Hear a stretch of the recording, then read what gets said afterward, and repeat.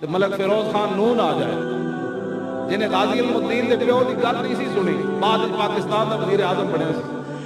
غازی علم الدین دا پیو گئے سی نا وہ دیکھو ظاہر باپ ہوتا ہے جدو غازی علم الدین دیا ساریاں درخواستاں مسترد ہو گئی وہ پریوی کونسل دا انگریزاں دا جہد دا ممبر سی، وہ دیکھو غازی علم الدین دا والد چلا گیا میاں طالب من، انہوں پتہ نہیں سی بھئی علم الدین دا پیو ہے، اندر جا کے کہنے لگا یار تو انگریزاں دا بڑا جہد دا ممبر ہے، میرے پتر دی سفارش تے کر۔ وہ کہنے لگا تو کون ہے؟ انہوں نے کہا میں علم الدین دا پیو ہوں۔ انہوں نے کہا تو علم الدین دا پیو ہے؟ انہوں نے کہا ہاں۔ انہیں جتی بھی نہ پائی، غازی علم الدین دے پیو انہوں بام پکڑ کے اپنے دفتر جو باہر لے آیا، کہنے لگا ایتھے نہ آیا اگر انگریز ناراض ہو جائے۔